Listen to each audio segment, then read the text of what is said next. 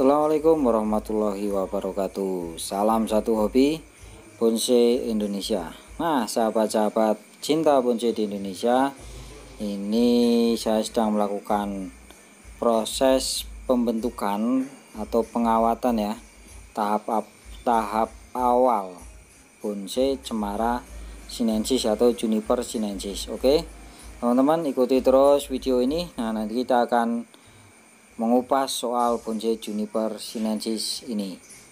Sebelumnya, bagi yang belum subscribe, mohon dukungannya untuk like, subscribe, komen, serta share, dan aktifkan tombol notifikasinya agar ketika Mas John Bonsai mengupload video-video terbaru tentang bonsai bisa langsung segera ditonton oleh sahabat-sahabat semuanya, dan semoga video kali ini bermanfaat.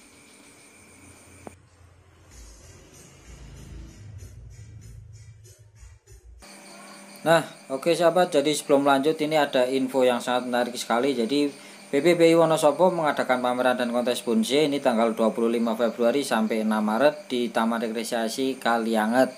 Nah, kelas yang dikonteskan mulai dari prospek sampai kelas utama ya. Teman-teman silakan mengikuti persiapan bonsai terbaik kalian, dan kita ketemu ngopi ngobrol bareng di pameran dan kontes bonsai The Soul of Java di Wonosobo tanggal 25 Februari sampai 6 Maret.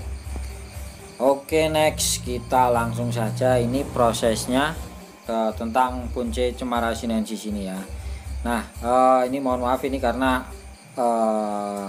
suaranya di luar proses rekamannya, karena repot juga ini harus mengerjakan bonsai terus sambil merekam terus sambil ngobrol juga kan agak repot ya. Jadi maka seperti ini ya.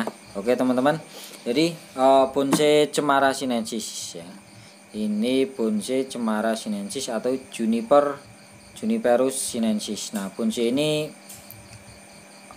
di luar negeri, khususnya di Jepang atau negara-negara yang beriklim dingin, jadi bonsai ini sangat populer sekali ya, karena memang iklimnya ataupun habitat dari pohon cemara sinensis ini kan mereka di iklim yang dingin ya, kayak semisal di Eropa, terus di Jepang. Bahkan bonsai cemara sinensis ini bisa sampai ratusan tahun ya. Dan di museum bonsai Jepang itu ada yang nyampe 400 tahun dari zaman kekaisaran Jepang dulu ya. Jadi sudah menjadi bonsai yang sejarah. Nah, sekali lagi bahwa di video sebelumnya di ngaji bonsai saya sudah pernah katakan bahwa bonsai ini merupakan bonsai ini pohon yang berumurnya bisa sangat lama ya, bisa berumur panjang ya. Nah, salah satunya adalah bonsai cemara sinensis ini. Nah, dia mampu berumur cukup panjang. Nah, kalau kita melakukan perawatan dengan baik tentunya. Nah, meskipun kita nggak melakukan proses pergantian media yang cukup lama di dalam pot, ternyata bonsai sinensis ini dia mampu untuk tetap tumbuh subur ya. Tetap tumbuh, maksudnya tetap tumbuh, dan meskipun sedikit banyak kesuburannya juga pasti berkurang dengan yang kita rawat dengan baik. Nah, jadi yang penting ini bonsai sinensis ini kita bahas dulu, bedah dulu dari karakternya. Nah, karakter dari bonsai cemara sinensis ini ya, ini dia daunnya adalah daun jarum ya, daun jarum. Dan daun jarum ini dia bisa tumbuh, berbeda dengan cemara udang. Cemara udang ini daunnya jarum, tetapi ketika kita potes dia nggak tumbuh, nggak ada titik tumbuhnya. Tetapi bonsai cemara sinensis ini ketika kita pangkas daunnya ini, nanti dari ruas-ruas daunnya ini bisa tumbuh tunas baru. Nah, makanya bonsai cemara sinensis ini salah satu kehidupannya ada di daun. Nah, ini ya, salah satu kehidupannya ada di daun. Makanya ketika daun dari cemara jenis Juniper sinensis ini, entah sinensis atau blue sinensis atau sargenti dan sekeluarganya ya, spesiesnya ini, ketika kita program bonsai cemara sinensis ini, ketika kita habiskan daunnya, pasti 99% ya, 99% dijamin bonsai itu akan berubah menjadi bonsai kering atau keringan semua. Ini ya, jadi makanya unik bonsai Cemara sinensis ini. Nah, untuk pertumbuhannya juga ini tergolong ini ya, cukup lambat di iklim tropis di Indonesia. Ya, meskipun di daerah dingin juga dengan pohon-pohon yang berasal dari pohon tropis, semisal serut, terus ada anting putri dan lain sebagainya, ini jauh lebih lambat dibandingkan dengan pohon-pohon yang tropis. Nah, itu ya bonsai karakter awal bonsai Cemara sinensis. Dan bonsai Cemara sinensis ini juga cukup menarik. Kita bisa menjadikan bonsai Cemara sinensis meskipun ukurannya batangnya masih kecil, kita bisa menjadikan dia menjadi bonsai yang langsung siap untuk dinikmati. Artinya bonsai ya 80% lah, proses 80% sudah siap untuk dinikmati. Karena ini ya, dia keunggulannya di daunnya ini. Di daunnya tinggal nanti kita proses pembentukan pengawatannya yang dalam proses pembentukannya seperti apa. Nah, itu uniknya, menariknya bonsai Cemara sinensis. Dan daya tarik lainnya tadi selain di daunnya memang kecil-kecil ya. Jadi di ukuran kecil, pohon ukuran kecil juga bisa sangat seimbang. Nah, keunikan lainnya adalah di batang atau kayunya ya. Kayunya ini lentur meskipun bonsai pohon Cemara jenis sinensis ini meskipun sudah besar, kalau kita mau bengkokkan dia juga bisa ya, tergantung nanti tekniknya. Ada teknik tersendiri untuk proses pembentukan batang-batang yang sudah besar. Bisa dengan model pecah batang, kemudian dililit dengan karet ban atau dililit dengan plastik agar ini ya tidak ada penguapan di dalam perpecahan kambiumnya ini. Akhirnya jalur makanannya juga bisa tumbuh dengan baik. Nah, terus meskipun seperti itu, ternyata kayu dari pohon sinensis ini cukup keras dan sangat awet ya. Makanya banyak kita melihat bonsai-bonsai Cemara sinensis ini dia tampil dengan keringan.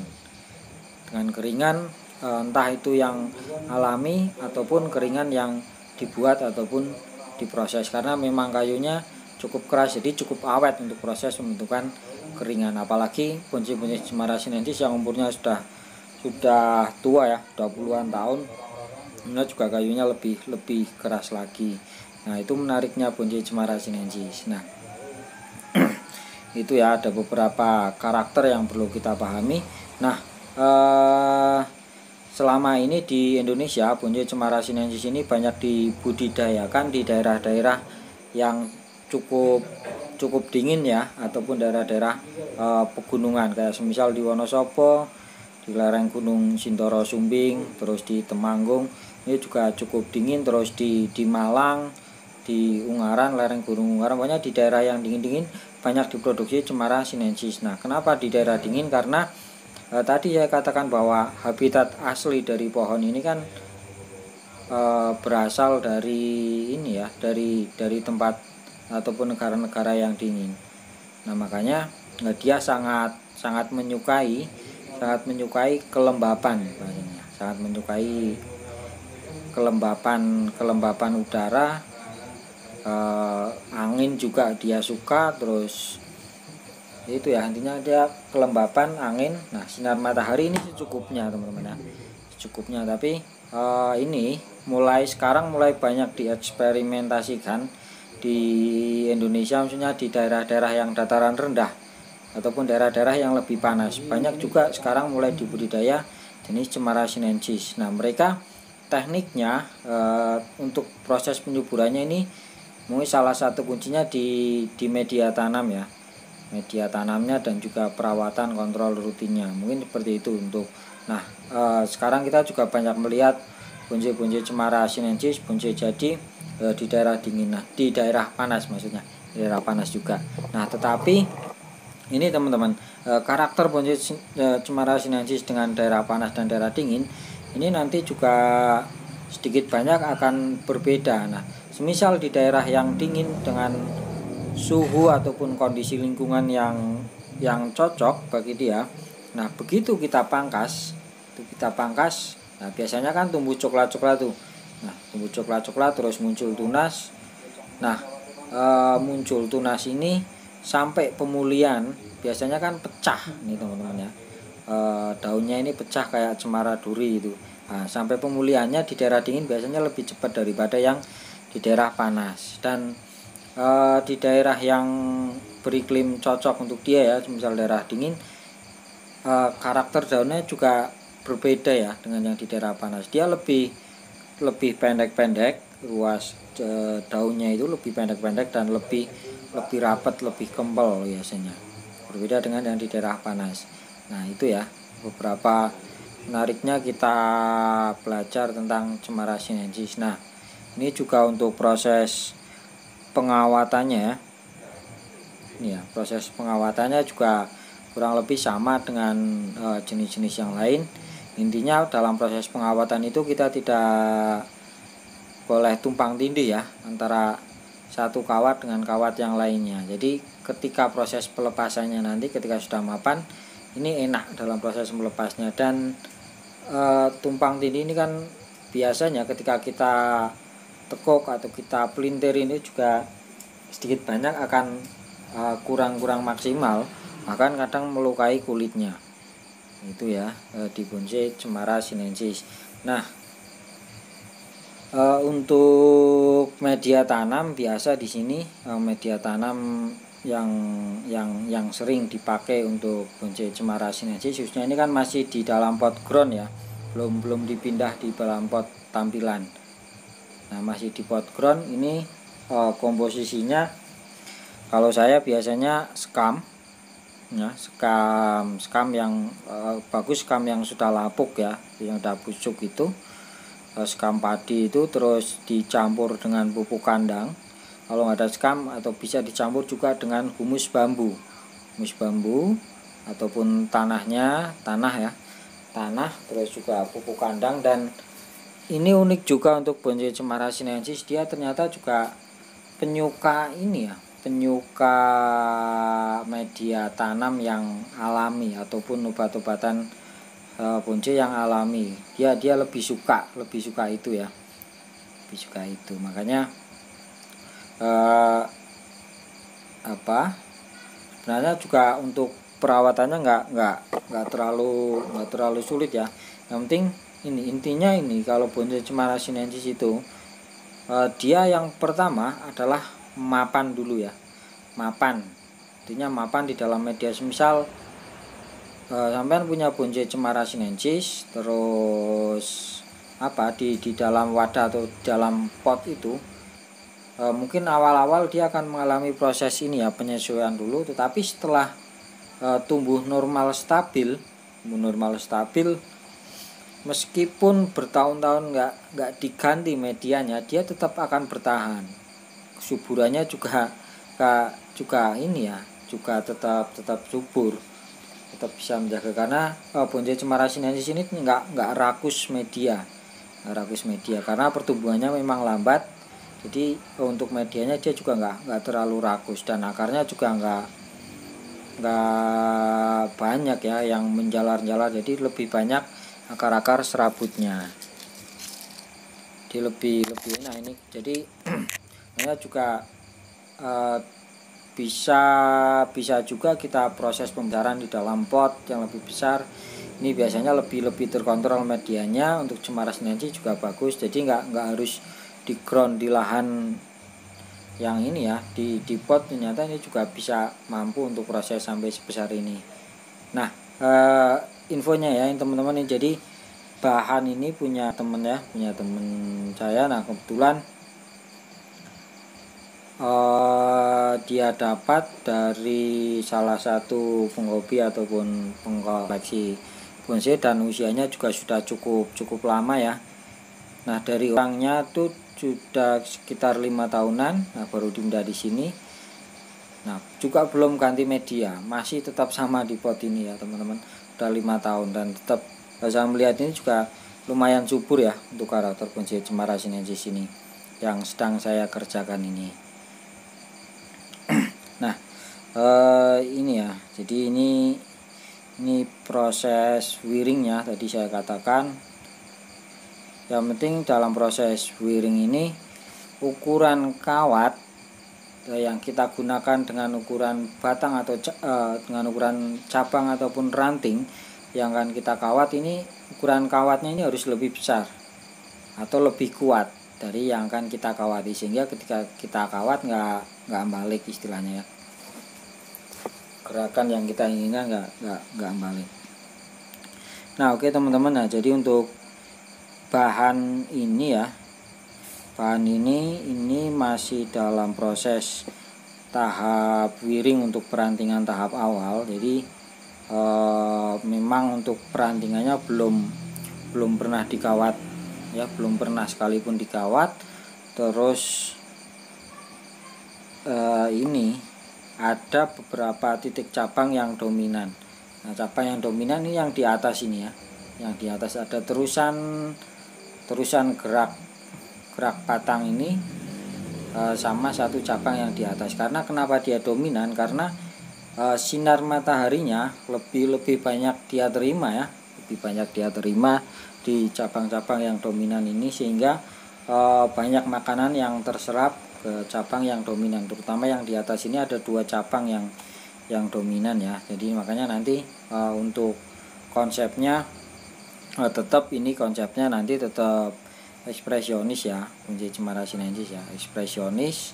Nah ini saya masih ini ya, proses pengawatannya ini untuk tahap awal karena masih banyak yang harus dibesarkan ya, masih banyak cabang-cabang yang harus dibesarkan, karena cabang yang sudah cukup seimbang cuma beberapa ya, cuma 1 atau 2 itu. Nah yang lain masih proses pembesaran. Nah makanya ini saya full kawati semua, dan untuk proses bentukannya ini juga cabang masih banyak yang saya pakai ya, masih banyak yang saya pakai. Nah ini kedepannya setelah proses pengawatan ini, setelah dia subur kembali dan kesesuaian besaran cabangnya juga sudah memenuhi, nanti kita bisa seleksi lagi untuk proses pembentukannya. Jadi masih cukup panjang untuk proses bonsai cemara sinensis ini. Oke ya itu ya teman-teman. Nah ini juga ya, ini baru tahap pengawatan, dan bonsai sinensis yang saya kerjakan ini belum nanti nggak di pruning ya, nggak dipangkas daunnya. Jadi cuma saya pilih ranting-ranting yang kedepannya yang saya pakai, dan ranting-ranting ataupun tunas-tunas liar yang nggak kepake saya buangi, yang kepake saya arahkan dengan alat bantu kawat ini. Nah semoga ke depan bisa lebih baik lagi ya teman-teman. Jadi memang agak lama ya untuk proses pengerjaan bonsai jenis cemara ini. Kalau semisal kita kawati sampai ke ranting-rantingnya, ini memakan waktu yang cukup lama ya. Karena di awal tadi kita lihat dari bahannya cukup subur, rantingnya, terus daunnya juga cukup banyak, dan untuk seleksi itu ini juga membutuhkan waktu. Belum ketika kita wiring di perantingannya, ini cukup ribet dan harus benar-benar telaten kalau bonsai cemara sinensis ini. Jadi nggak ini ya, programnya, tekniknya berbeda dengan bonsai-bonsai yang lainnya. Misal bonsai-bonsai yang berdaun tunggal atau berdaun ganda dan sebagainya. Nah oke teman-teman, ini ya, ini hasil dari proses pengerjaannya. Kita lihat gerak batangnya. Nah jadi cabang yang tadi yang saya katakan yang dominan itu, nah saya pakai sebagian ranting yang terdekat dengan pangkal dari batang utama. Nah setelahnya saya buat untuk bahan keringan. Nah jadi kurang lebih seperti ini ya, ini untuk hasil wiringnya. Jadi kita melihat bentuknya ini nggak naturalis ya, nggak naturalis ya, ekspresionis. Ini ekspresionis meliuk. Nah, gerak garis batangnya ada di batang yang meliuk itu. Nah, ini yang saya buat keringan, ini cabang-cabang yang dominan. Oke ya teman-teman. Nah, ini dari belakang, ini dari samping. Oke, nah ini dari depan. Nah, ini belum saya pruning ya, belum si pruning. Ini masih tahap awal, mungkin ke depan bentuknya bisa berubah lagi ya teman-teman ya. Oke, seperti ini ya.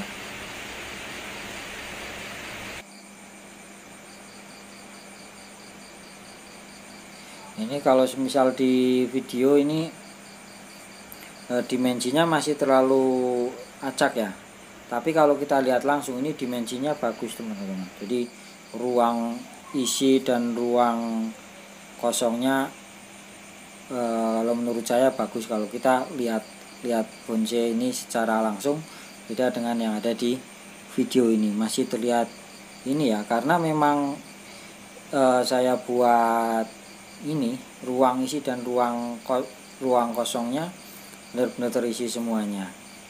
Oke ya teman-teman, mungkin itu sekilas pembahasan kita tentang bonsai cemara sinensis ini. Dan terima kasih, semoga video kali ini bermanfaat. Salam satu hobi bonsai Indonesia. Audio Visual.